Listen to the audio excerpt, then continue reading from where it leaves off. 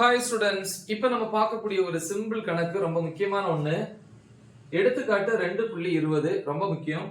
படத்தில் உள்ளவாறு பொருள் ஒன்று O புள்ளியிலிருந்து P புள்ளிக்கு 5 வினாடியில் கடந்து செல்கிறது. அப்பொருளின் சராசரி திசைவேகம் மற்றும் சராசரி வேகம் ஆகியவற்றை காண்க. ரொம்ப சிம்பிள். பாருங்க, படம் கொடுத்திருக்காங்க. X அச்சு Y அச்சு அப்படின்னு கொடுத்திருக்காங்க. இதுல தொடக்க புள்ளி, அதாவது O என்கிற புள்ளியில இருந்து ஒரு பொருள் இந்த பாதையில P என்கிற புள்ளிக்கு வந்து சேருதான். வந்து சேர்றதுக்கு அது எடுத்துக்கக்கூடிய நேரம் வந்து பாத்தீங்கன்னா அந்த கால இடைவெளி 5 வினாடி, 5 செகண்ட்ஸ்.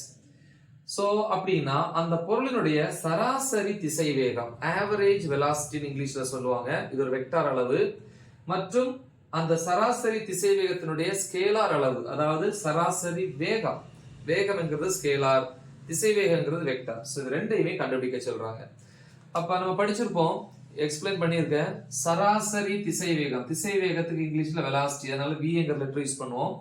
சராசரினா ஆவரேஜ், avg, இது வெக்டார்ல எடுத்துக்கிறோம் இல்லையா.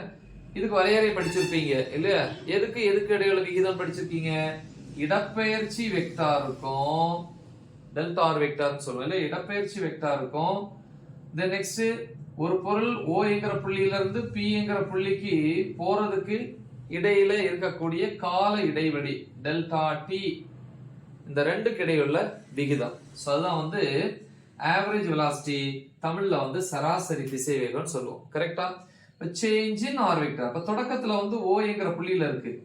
அப்ப தொடக்கத்துல வந்து அதனுடைய நிலை R0, O என்கிற புள்ளி இல்லையா.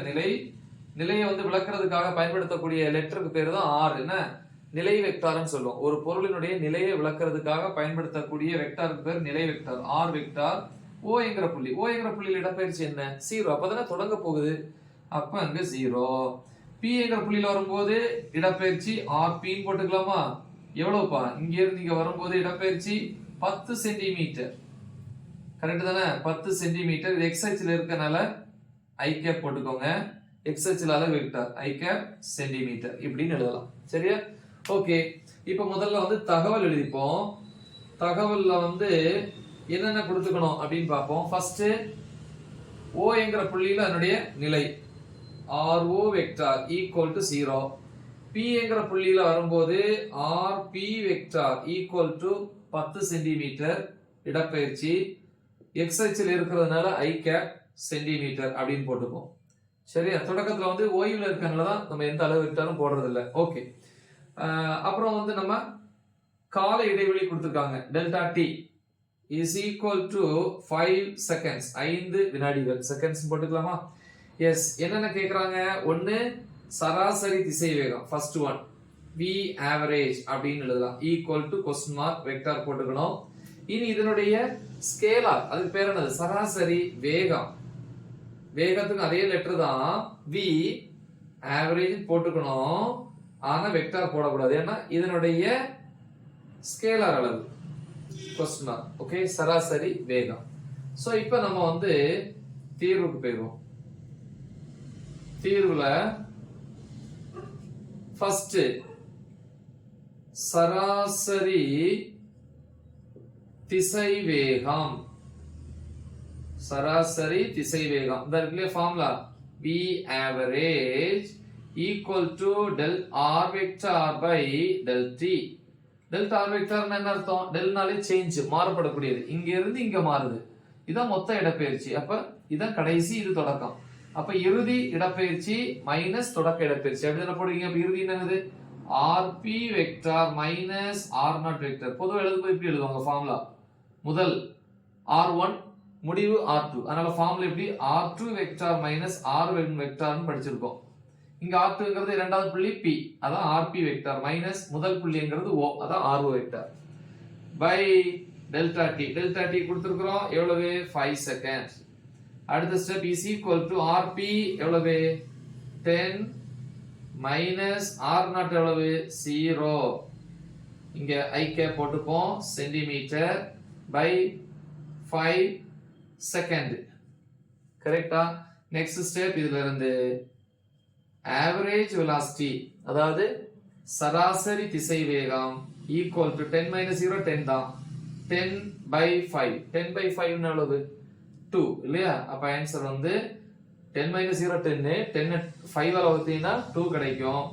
2 I cap சென்டிமீட்டர் செகண்ட் மேல போச்சுன்னா செகண்ட் பவர் மைனஸ் 1.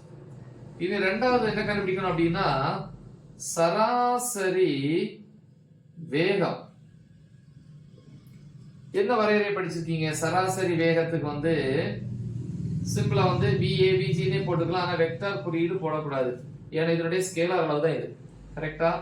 அதாவது இப்ப இப்படி கூட எழுதலாம். எப்படி இது ஒரு வெக்டார்ல இருந்துச்சுன்னா அதுக்கு இந்த மாதிரி எண் மதிப்பு எடுத்தீங்கன்னா அது ஆட்டோமேட்டிக்கலா ஸ்கேலாருக்கு மாறிடுது. இப்படி சரி ஈக்குவல் டு இதுக்கு என்ன ஃபார்முலா அப்படின்னு பாத்தீங்கன்னா பொருள் கடந்த மொத்த தொலைவு அல்லது மொத்த பாதை இல்லையா? அப்ப கடந்த மொத்த பாதை பை மொத்த நேரம். மொத்த நேரம். சோ இப்ப இங்க எழுதிடுவோம் VAVG ஆவரேஜ் ஸ்பீட், அதாவது சராசரி வேகம் சமம் கடந்த மொத்த பாதை. மொத்த பாதைங்கும் போது இது வட்டத்துல பாதி. ஒரு வட்டமா இருந்துச்சுன்னா அதனுடைய நீளத்தை வந்து சுற்றளவுன்னு சொல்லுவீங்க 2πr. இது அதுல பாதி. அப்ப என்னது 2πrல பாதி என்னது πr. 2πr 2 வகுத்தீங்கன்னா πr. கரெக்டா? எஸ். பை மொத்த நேரம். மொத்த நேரம் எவ்வளவுப்பா? 5 வினாடி.